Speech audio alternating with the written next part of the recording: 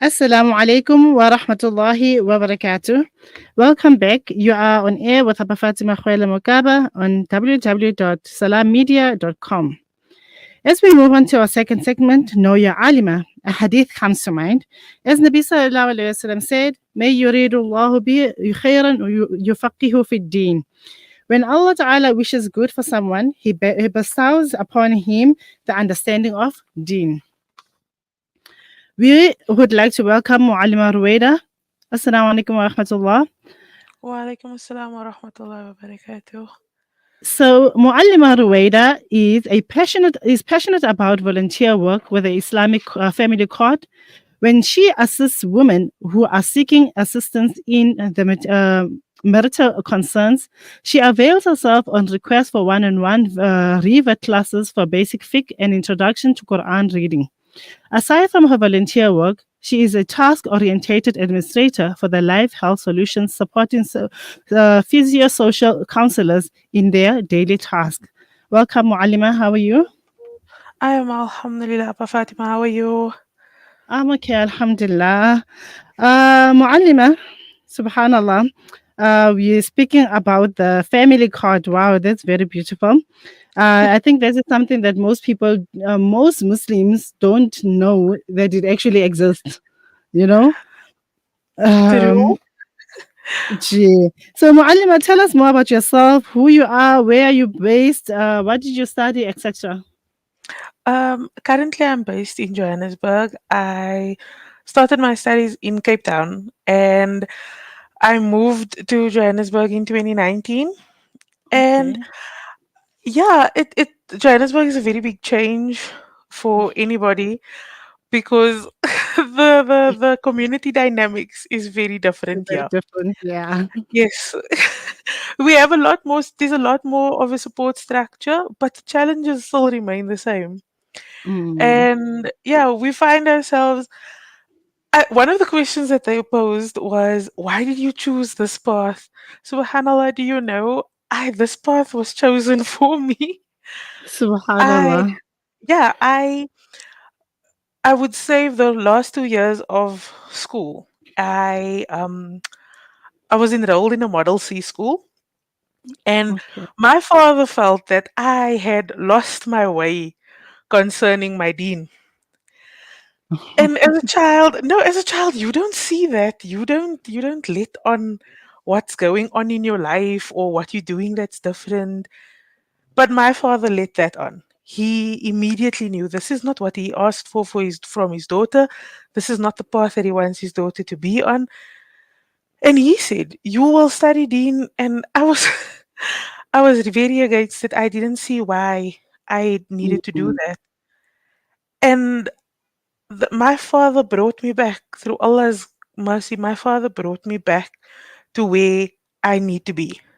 Subhanallah. So, choosing a path, I did not choose this path. This path was chosen for me, and I go with that. Alhamdulillah. That is how I love my life. Whatever situation I find myself in, and I'm not saying it's easy. Mm-hmm. Not at all. Yeah, Allah. Life throws you curveballs one way or the other. But It's true. when the minute you sit still and you ask yourself, "What am I doing?" You realize it all goes back to this is the path that you're on. This is the path that is chosen for you. No matter how you plan, Allah Subhanahu wa Taala plans better for you, and there's goodness in it. Alhamdulillah. Definitely. Alhamdulillah. I think you look back now and you're like, oh my goodness, I love what my dad done for me, right? Definitely, Allah grant him Jannah. That is definitely the best thing he could have done for me. Alhamdulillah, that's very good. With that, Mu'alima, so we said we are with the Islamic court. How often do women seek assistance from you? From me specifically, they get referred. So the Okay. woman will reach out at the masjid, and whichever Maulana or whichever assistant is at the masjid, they will refer the woman to a woman, right? Okay. It's just easier that way and True. also better because you cannot possibly expect a woman to come and expose herself, to come and expose her burden, or come and expose her deepest, darkest secret to a man just like that. So Mm. women seek assistance through the masjid and they get referred to me. A lot of the time we have a mailbox, a email address.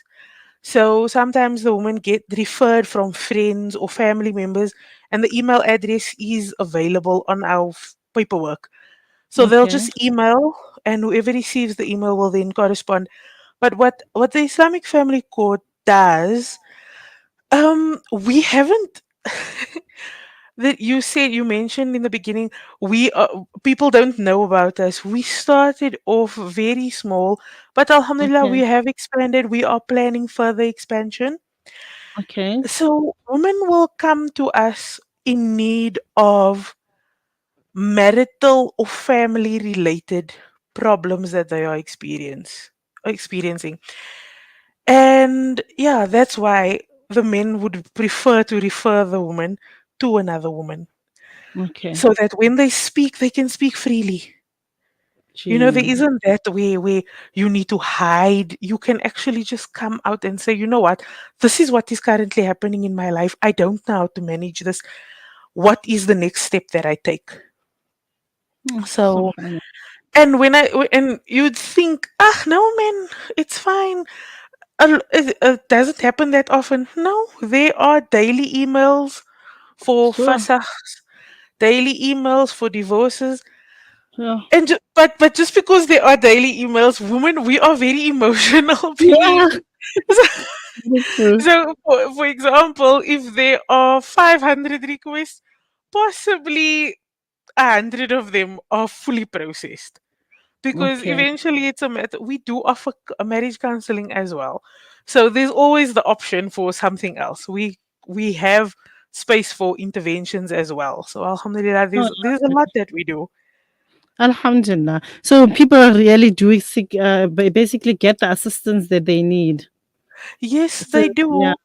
The fasakh process with the Islamic Family Court, it's the application. So the wife will come forward. We do all that we can to possibly assist her with her application. We don't ask her. There's no specific questions. There are grounds for fasakh, right? And Gee. all of those are like check boxes. So tick the box. Does this apply to Uh, you? Tick the box. okay. And yeah, and eventually when we get to that mediation, the next step would be a mediation where an alim then meets with the husband and the wife together.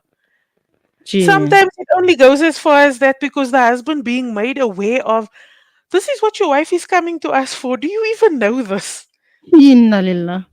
And then the Uh, husband, it's not always the case, but the husband can change his ways. That woman yeah. can be the happier person.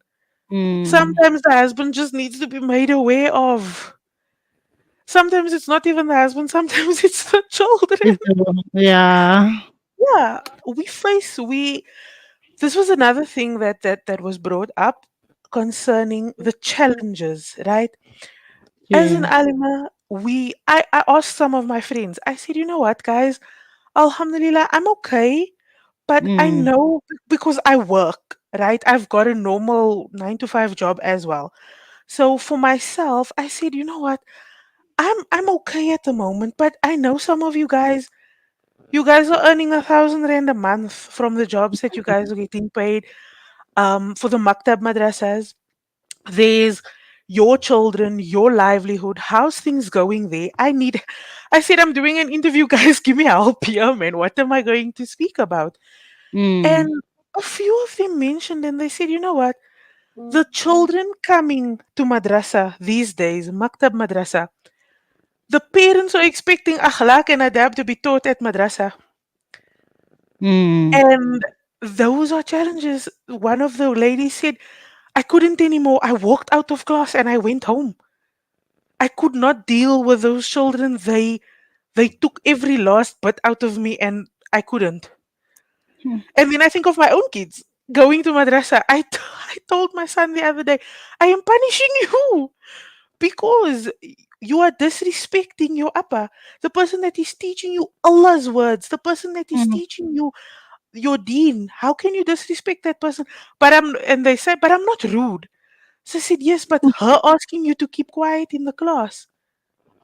she doesn't need to ask you to keep quiet because when she's teaching, this is something you should know. True. So those are things. Our mu'allimas are they they are mentally and emotionally drained. They need a break every now and then. Parents don't understand that. Like I don't teach children Mm, at the basic level anymore. I can teach adults now. But mm. subhanallah, our mu'allimas in the madrasas, in the maktab madrasas, they are suffering from burnout. That is no, that is a technical term that I learned at my job. I Mm. work with social workers, I work with registered counselors, I work with psychologists. Those are terms that I picked up at work when we do mental health workshops, Yeah. debriefing workshops. I feel like I can pick up on the way my friend group discusses what's happening with them.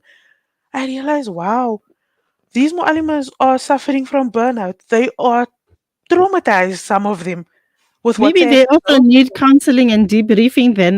Maybe Mualima should maybe find a way to actually do that with them, where they do counseling and debriefing with Asatida, inshallah. Yes, Alhamdulillah. I actually thought about it when I read that message. Mm. I mentioned the Islamic Care Line, and it is completely free of charge. And they Gee, have registered, qualified and registered counselors who work for them. That is gee. like a private sector, but I do think, and by the end of this year, inshallah, I am going to put something together, just a wellness day for the alimas. I think that will be a Inshallah. great benefit where they are able to come and we can sit and speak and give each other little bits of advices and support, Definitely. Gee. because you come together and you think to yourself like, oh no, we're coming to complain. No, we're Mm. not coming to complain, we're coming to ask each other for assistance, because if nobody else is assisting, then we want to assist each other, and that will be of Yeah, great benefit, that is inshallah. exactly what asking you, like in terms of assisting. How yes, that is one of the ways for us to assist each other. But which other way, as alimas, that can assist each other and equip those alimas who are currently studying, so that when they come out to the real world, then they are well equipped, inshallah. I would definitely say, when you have your, if this is your passion, and this is something this is something I was taught in my first year. My ustad, I studied at Darul Fadila in Strand in Cape Town. Mm, And my ustad mentioned, he said, you know, when you study deen and when you're practicing deen, you live a very poor lifestyle. And I was yeah. like, no, man, ustad, we don't want to be poor here. And he said, why? What's wrong with being poor? If you have enough to eat, Alhamdulillah, you have enough to support your family. What more do you need? Because you have your deen. When you choose Mm, deen over everything else, you tend to not have much more. So I thought about it and I realized, okay, this works. But one of the other alimas mentioned, and she said, so many of us are divorced. So many of subhanallah. us are widowed. Mm. We sitting without a mahram. And a lot of the time when we say the alimas are earning 1,000 rand and 1,500 rand for maktab madrasa, there are some alims earning the Reality. same thing. So Mm, where how do we support them in going forward, right? First and foremost, your reality is to know that if this is what you choose, there are very many different paths, right?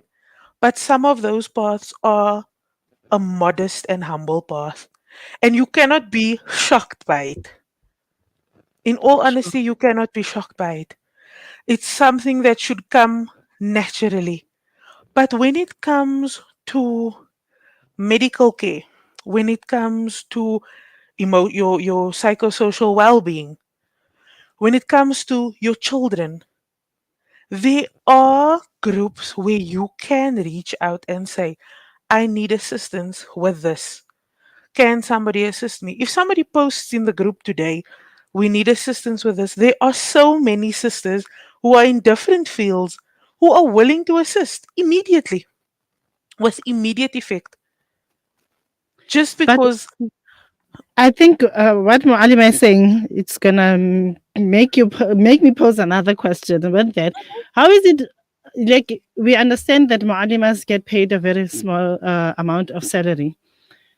Is it not possible to come out of that as well and maybe change that route and make it such that at least they get a proper payment, or so that they also don't live a life where they're gonna be always be seeking for assistance from people, because human being are human being, they get tired of a person, so they need to come out of that stage where they are able to basically help themselves rather than always seeking help from somebody else to help them. Right. So one of my, I will say our Appa, because she was the fifth year student when I started my studies.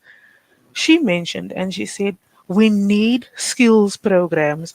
Exactly. I haven't seen very many here in Joburg, or maybe I'm too busy to have let on because I don't have the time to attend the classes.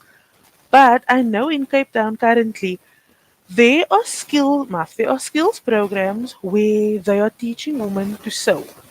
Mm-hmm. There are skills programs where they are teaching women to bake, and they're also teaching women marketing skills on how to market the products that they are going to be selling. Um, there are people who are doing those teach English as a foreign language, the TEFL Yes. courses, and Yes. then also providing the muallimas with the resources to teach the classes. So Yes. allowing them to apply for certain things. Yes. Um, there are quite a few upskilled muallimas who are then taking it upon themselves to go into the community and teach, because that's generally what we do. We Yes. have knowledge and automatically we want to teach the Teach, next teach. person how to Yeah. do this. And we know for a fact, just because you and I are selling the exact same kind of biscuit, our wealth is put out for us. So if I'm making 5 sales today and you making 2 sales today, that's what we were meant to get for today. True. So numerous, and I think the entrepreneurship is also very beautiful in Cape Town, because you'll find there are 10 people selling the same scarves, and again, you selling it for this money, this much. I'm selling it for this much. Some people are buying stock so that they can resell. Alhamdulillah, these are things that empower, Gee. but you need to give it a go. You Inshallah. cannot say, "Oh, this is difficult and I can't." I know somebody that Mhm. makes soap, and when I Yeah. heard for the first time they make soap, I was like, "Who buys soap? Please explain who buys soap." Because you go shopping, you buy soap at the grocery. And then they explained to me and they said, "No, she doesn't just make soap and sell normal soap. This is glycerine soap that has, Yes. I don't know what, herbal products in it. So this is good for children who have sensitive skin, eczema, those True. types of things." I was like, wow, okay. So even that. Yeah. And when I asked her, I Window inquired her. making, etc. Yes, I asked. I said, "So what made you think of making soap?" So she said, "No, man, the neighbor's child had this terrible dry patches on his skin, and my mother always said you must rub this on. So I made it into a soap thing for him. I just melted soap and made that for him, and it worked. And then I thought they told me I can sell this, and that's how she Subhanallah. started. Subhanallah, So that it is is basically one of the ways that Ma'alima thinks when Alimas come out, they can get these type of trainings, inshallah, and maybe do something out of it instead of maybe just relying on one salary, but they could rather do something else out of that, Yes, inshallah. and honestly, as an alima, you are providing somebody with a service according to Mm, Islam. There's something else that I noticed working with the social workers. A lot of them have these mental health programs that they do, mm, right? So people are paying, okay, because they are professionals, and people are paying more than 1,000 rand a ticket. If a group of alimas come together and they say, you know what? Let's run a 2-day workshop and we are going to discuss tafsir of a few short surahs to empower mothers to be able to teach their children short surahs from memory at home, and then also give them the meaning. I would sign up for something Gee, like that. Whether I know these things myself or not, the fact of the matter is, I work. I am away from my kids. I'm not always supervising them. So for me, that would be something that is very beneficial. A lot of parents would take the time out to go and do that inshallah. because we bring that. So I, like I said, I do want to think about doing something before the end of this year, inshallah. I Inshallah. am going to speak to my colleagues. If I must, if I Allah can make tell it you, possible. Salam Media has has put that seed in my mind because Alhamdulillah. yeah, Appa, like I told Alhamdulillah, you, Muallima. Jazakallah Alhamdulillah. so much for this. Inshallah, may Allah make it possible for you to be able to do that. And Jazakallah so much for your so much insightful information. May Allah Ta'ala reward you in abundance. And may Allah take you from strength to strength. Jazakallah. Ameen. Assalamu alaikum. Jazakallah Wa khairan. rahmatullah. Wa alaikum assalam wa Ameen. Wa alaikum rahmatullah. salam. We'll go on a short break, inshallah, and then continue thereafter.